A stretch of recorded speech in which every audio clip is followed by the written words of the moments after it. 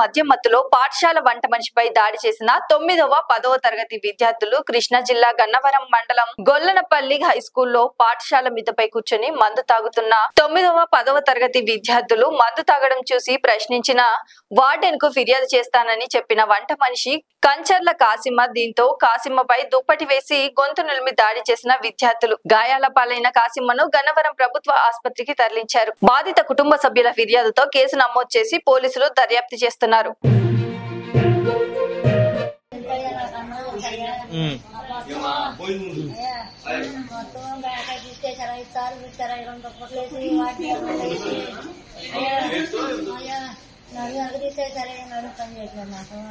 నా పిల్లల కన్నీ నేను అమ్మలేని చేయనయ్యో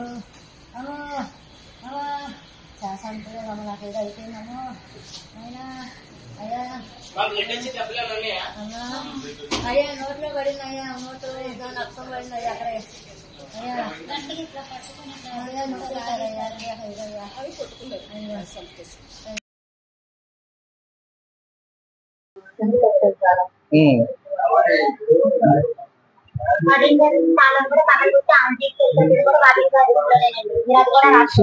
ఎందుకు వచ్చేసావు?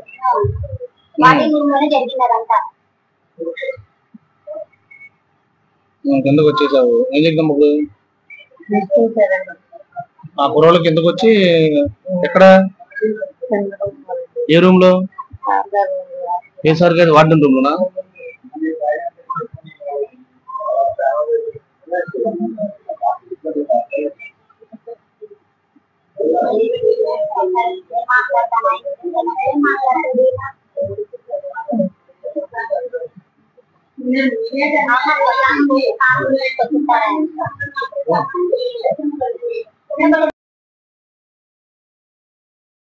స్కూల్ బాయ్స్ హాస్టల్లో చేసింది.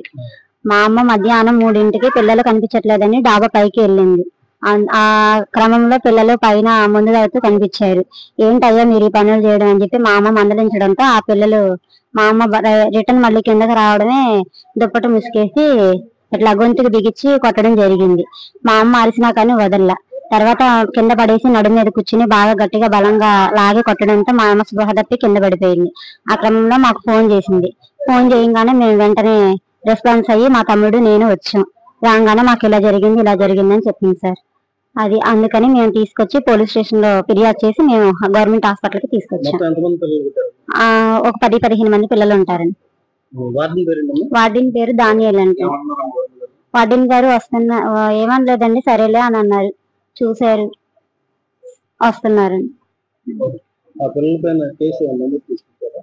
పోలీస్ స్టేషన్ కి ఫిర్యాదు చేసి వచ్చామండి.